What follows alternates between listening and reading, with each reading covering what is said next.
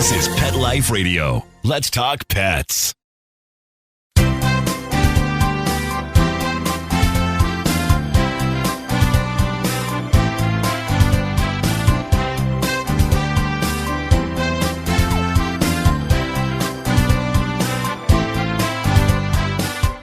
And good morning, good afternoon, welcome. You are here live with Dr. Jeff Werber, your host for the next 30 minutes here on Pet Life Radio's Ask the Vets with Dr. Jeff. We're here for you.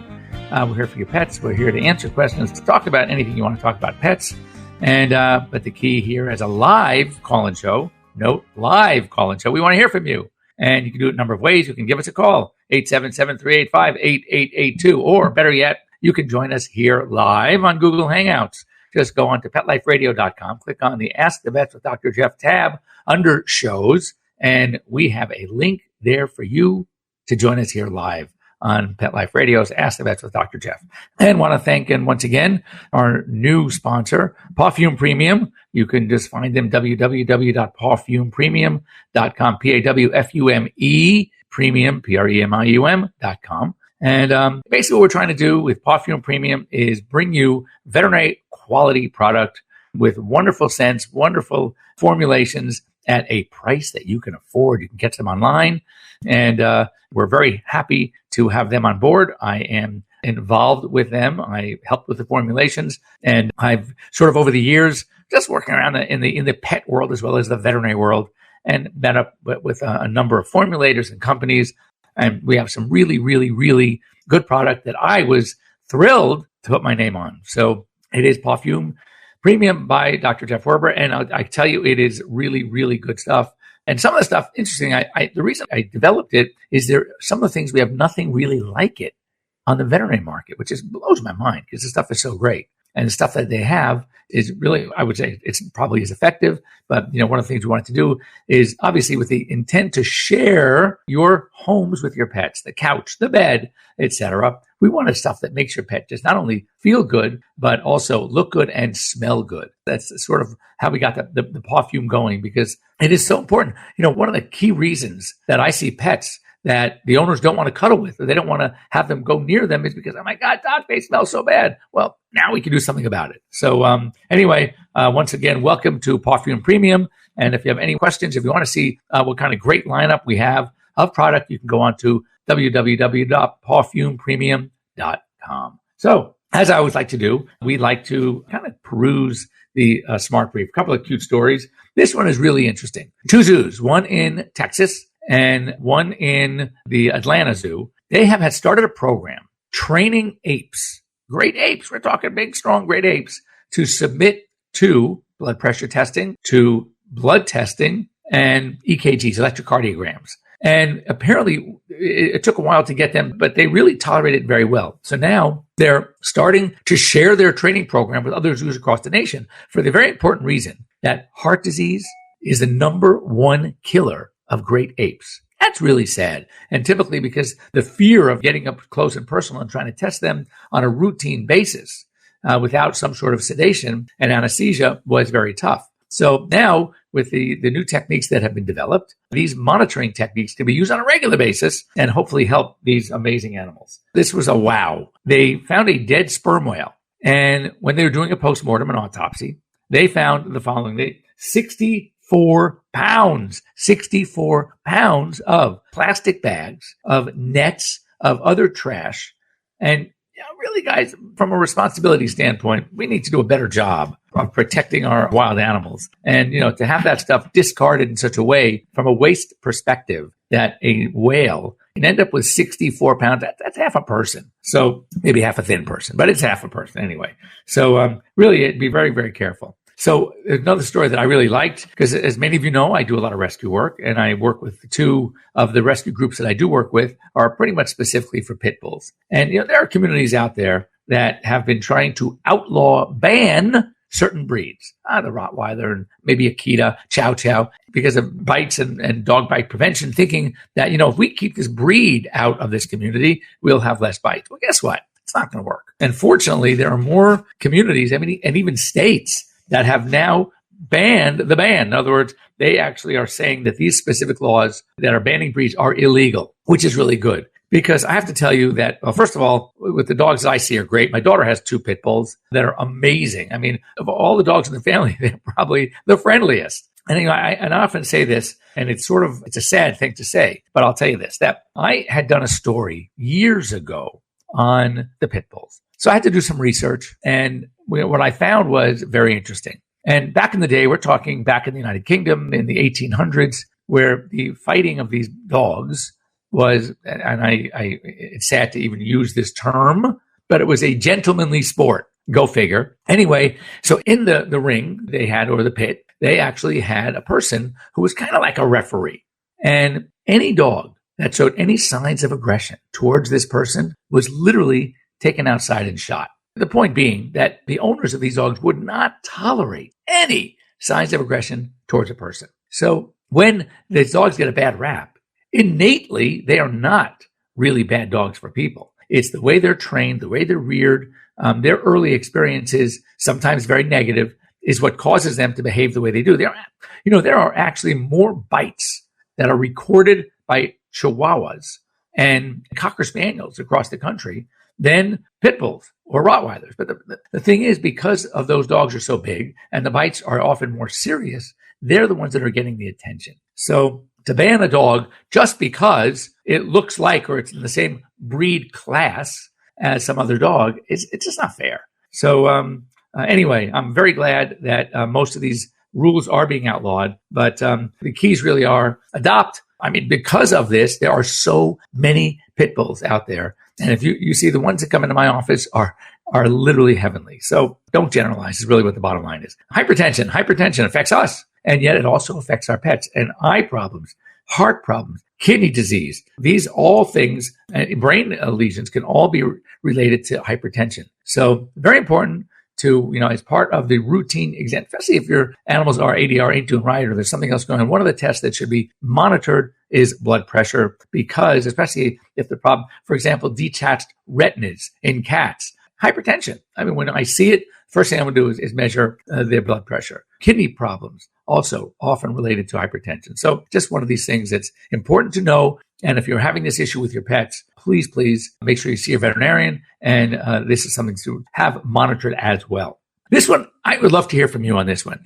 877-385-8882. Join us live, because this was one that I have certain issues with, and I would just love to hear some input. And that is, Nebraska lifted its rules on licensing for pet therapists, massage therapists. Now, typically on the books, it was only veterinarians or certified human massage therapists that took some extra courses in pets. And no one else can do massage therapy. Now that license has been revoked, the requirement has been revoked, and now anybody can do it. Here's my issue. I totally believe that having only veterinary, I wouldn't even want to do it. I don't have time for that. But I do believe that there's value. So I think that care facilities, rehab facilities, it's very important that others are able to do it. But to not have some sort of regulation, some sort of proof of licensing, some sort of proof of training, that means anybody. Same thing with dog trainers. That's what my whole issue with dog trainers is, that anybody, you can wake up one morning and say, you know what? I want to be a dog trainer. I'm going to hang a shingle. I'm going to take an ad out. I'm going to start advertising that I'm going to be a dog trainer. But wait a second, and you don't have to prove anything, nothing, zero, zilch about your training, about your experience, qualifications. So that's my only issue with this. Would love to hear what you think about it. Should anybody be able to do it? Should there be at least some licensing program, some restrictions, some education, some sort of proof, some coursework, something that has shown of completion that at least you are qualified to do pet massage? Anyway, that's kind of just something that has been bugging me. I see stuff like that. It worries me, because then it opens the doors for other things too. That, I can be a trainer. I can be this. I can be that. I can do pet dentistry. That's going under a lot of fire right now, because people are realizing if you don't know what you're doing, as I always say, it's very important to know what you know. It's more important to know what you don't know. But you know what gets you into trouble? What gets everybody into trouble is when you don't know what you don't know, i.e. you think you know it.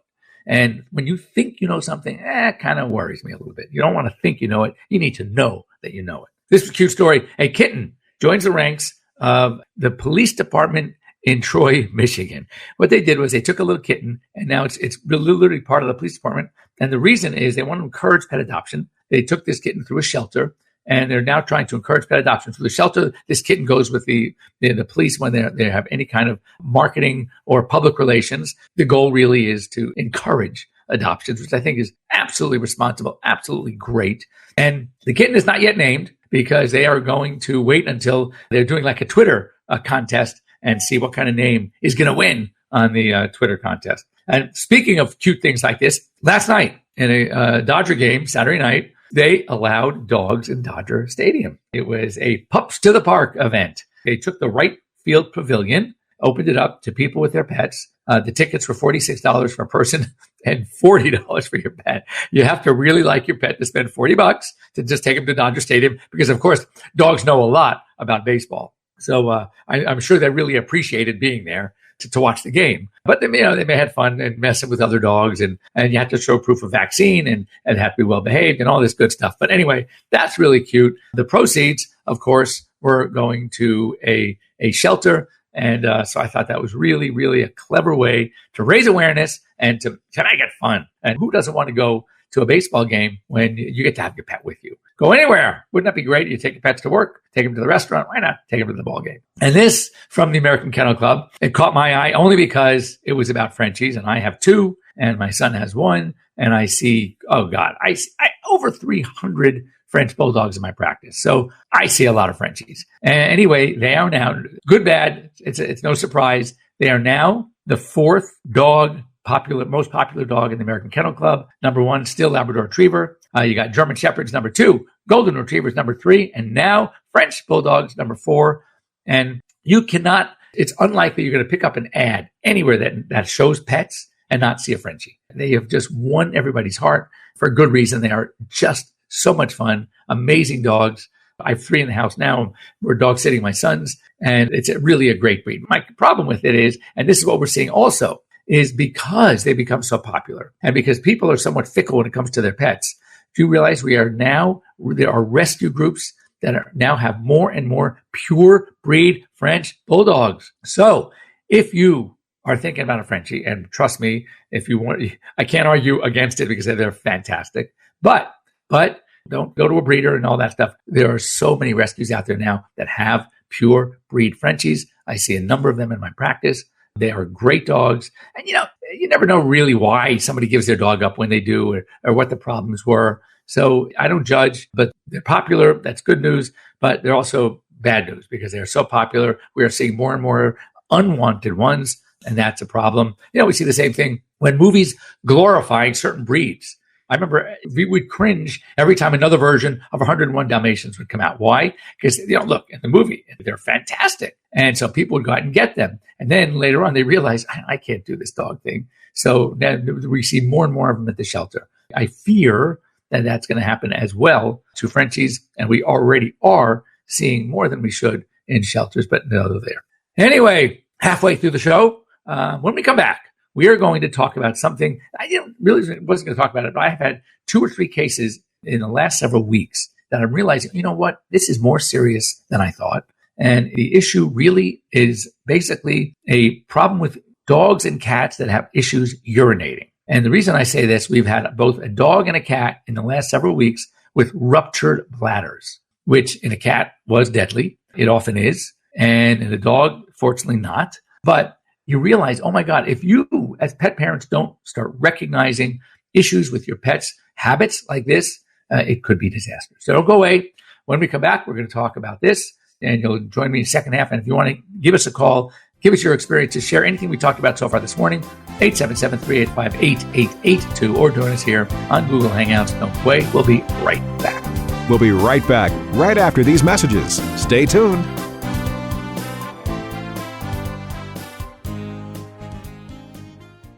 Tired of wasting money on giant bags, boxes, and jugs of litter that don't last? Switch to World's Best Cat Litter, the only litter that lets you use less and get more. World's Best Cat Litter uses the concentrated power of corn to deliver outstanding odor control and easy cleanup. It's lightweight, 99% dust-free, and pet, people, and planet friendly. It's even flushable. Make the switch to World's Best Cat Litter and save $2. Visit www.saveonworldsbest.com. Does your dog itch, scratch, stink, or shed like crazy? Come to Dynavite for help.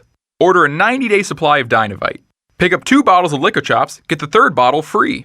New improved Lico Chops with omega-6, omega-3, vitamin E, and now 6 extra direct-fed microbials. Even better for the digestive tract and immune system. And dogs love it. Try Lico Chops. Buy 2, get 1 free. This is Henry Lukasevic for Dynovite. DINOVITE.com.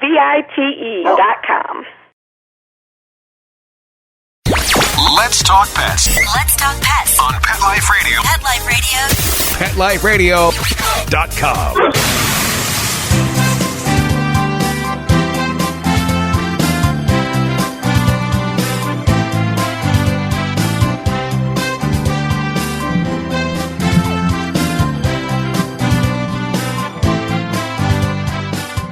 And welcome back. You're here live again. So once again, I'd like to hear from you if you've had this experience. It's a really, really common problem, and that is urinary issues. And we call it stranguria. We're not strange, but straining to urinate. And it's very, very common. So the typical classic symptoms are going to be a cat who goes to the litter box multiple times, sits there, squats, but if you look, they don't leave that little puddle and they get frustrated. They will go out, they go back in the litter box, they try it again. You're going to see it more likely in a male than a female. And it is concerning. In a dog, same thing. They're going to go to the tree, lift a leg or squat, male, female, depending. And again, it doesn't seem like anything comes out. And they start becoming more and more uncomfortable with more repeated attempts. But the attempts fail. They don't do anything. So when we have that, it can be due to a number of reasons. Number one would just be a urinary tract infection. We call it UTI. And what happens is with the infection, the bladder will get thickened and loses some of its elasticity. So when the bladder fills up, even with a small amount of urine, it puts pressure against the wall of this thickened bladder, which has lost its elasticity. And therefore, the pressure sensors in this bladder send a signal to the brain that you got a big bladder and you got to go. The problem is the bladder's not very big. It's just that it's very thickened. So these animals, you'll see multiple repeated attempts, and they urinate much more frequently, but much less urine is held, and sometimes no urine comes out. You also have something called sterile cystitis, and that is the similar idea with the bladder wall gets very thickened. So these animals think they have to go. They think their bladder is very full, but when they go, a couple of dribbles. And so for these, they would definitely require medical attention and urinalysis. Typically, we often like to catch urine, what we call cystocentesis. We collect either with good palpation or we use the ultrasound probe.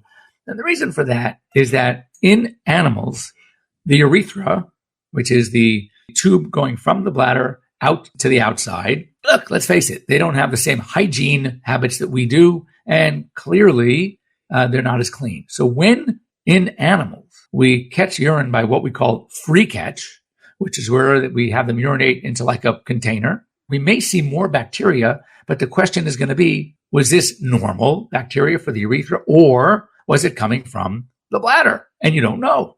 Some people say, well, if it's above a certain point, we're expecting X amount of normal bacteria. So if it's more than this number, then chances are it came from the bladder.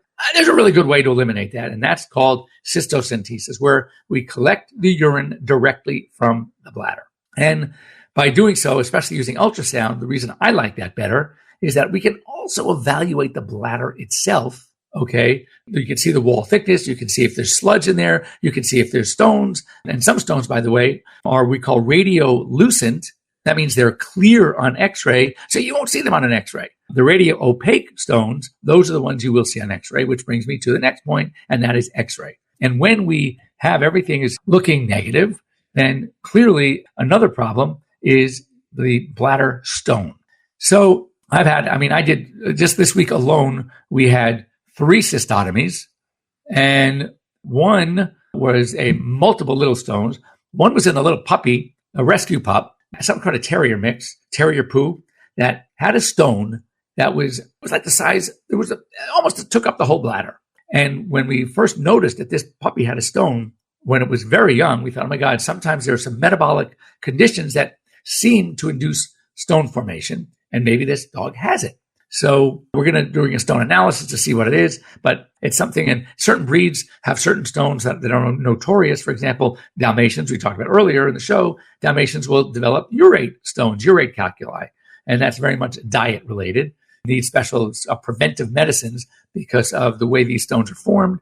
And they often will be repetitive. So sometimes these dogs without the medication called allopurinol, they might develop stones again and again. But here's where it gets tricky, and very, very potentially dangerous. And that is if these go unrecognized, especially in a male, because in a female, the aperture, the opening of the urethra at the vaginal canal is usually large enough to certainly pass small stones. But when these stones get into the very narrow urethra of the male, they can actually lodge. Or when they get too big in the bladder, they can't even make it out the trigone into the urethra. They block up the works. And when these animals can't urinate, clearly what's going to happen, it's no magic. You have kidneys working, continually bringing the urine into the bladder through the ureters, and the dogs cannot eliminate, the cats cannot eliminate, and all of a sudden this bladder is getting bigger and bigger and bigger.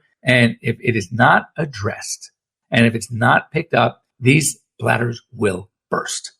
Cat bladders, because cat urine is much more concentrated, really can be deadly. And another way this happens, we just had a kitten, 8 months old, very sad, was hit by a car. Because the bladder was full at the time, it's like taking a water balloon, that doesn't even have to be that full, but take a water balloon and throw it on the ground. With that impact, what's going to happen? It's going to burst. Well, that's what happened to this poor cat. And it happened in such an area of the bladder at the trigone that it could not be repaired. It was really, really sad. And by the time the lady brought this cat in, it was, it was such a sad situation. 2 cats, kittens, breed litter mates. They were outdoor cats. It was like not the right owner scenario. Anyway, the cat was already extremely sick because of the urine floating in the abdomen. And this kitty, we ended up having to put to sleep on the table. Now, dog, I get a call from a friend. They were out of town. They had the dog with a dog sitter who was only coming in a couple of times a day to walk the dogs. So she did not notice that this dog was literally struggling to urinate. Did not notice that this dog's belly was getting bigger. And so what finally happened was she saw the dog for about a day and a half, stopped eating, and took it to her own veterinarian. And then that veterinarian, feeling that this was really bad, well, they called the owner who was out of town. The owner said, you got to talk to me because I'm the regular vet. And I said, what you need to do is get it to this emergency facility because it needed around the clock care. It was very sick. P.S. What they did was when they did their workup, sure enough, they realized they saw on an x-ray, they saw no bladder on x-ray, no bladder on ultrasound, but they did see a stone stuck, lodged in the urethra, all right, at the level of the outflow right by the penis area. And guess what? This poor dog went days without being able to urinate. The owners were out of town, so nobody noticed. The pet sitter did not notice because she was only there a couple of times a day. I don't know how she didn't see on a walk that the dog was lifting its leg and nothing was happening. I don't know how they didn't see that the belly was probably getting big. The dog was getting more and more uncomfortable. Bottom line, ruptured bladder. And then because, again, it was a while before they got to the diagnosis, so the dog was very, very sick. And all said and done, if you're sitting down, $17,000 later, let me repeat, $17,000 later, the dog is back home, no more urinary catheter in place, eating, still a little sluggish, but is doing okay. I just talked to the owners last night. So it's one of those things that please, please, please notice that this is a very important area. And, people always notice when my dog has diarrhea, my dog's vomiting, that's the gastrointestinal tract. Well, guess what? The urinary tract is in many ways just as important and a great telltale to how pets are doing. If they're drinking too much water and peeing a lot, that's a concern. You got to think Cushing's, you got to think diabetes. All right. If they are not drinking and the urine is very, very, very concentrated, that's something to be aware about. If they're drinking and the urine is very dilute, all right, maybe we're having a kidney problem going on. So there are many, many clues that one needs to recognize about their pets and their elimination habits, period. And it could be a lifesaver. As it was with the dog, sadly, it didn't work with the cat. And you got to jump on these things. Don't keep on waiting and waiting. Bring your pets in, have your veterinarians evaluate the bladder status, the kidney status, bloods, x-rays, urinalysis, ultrasound. There are so many ways that we can monitor these cases, so many ways that we can make a diagnosis and help your pets. So anyway, thanks for joining me today here on Pet Life Radio's Ask Us Dr. Jeff. Also, thank you to our sponsor, parfumepremium.com. Check it out. Great stuff. If you have any questions about those products, you can get a hold of me. You can get a hold of them at www.parfumepremium.com. But we're talking phenomenal products, veterinary quality, and yet available to you online at prices that you can afford. We will see you next week right here on Ask the Vets with Dr. Jeff. Have a terrific week, everybody. And if you have any questions, send them in to me at drjeff, drjeff at petliferadio.com, where you can talk about them on the air. And we'd love you to just join us here live. I think it's very helpful. I guarantee any question, any concern that you have about your pet, there is someone else out there listening right now that has the same problem, same concern. So why not help educate other pet owners and pet lovers out there as well, and let them just hang on for the ride. Have a good week. We'll see you here next week. Bye-bye. Let's Talk Pets, every week on demand, only on PetLifeRadio.com.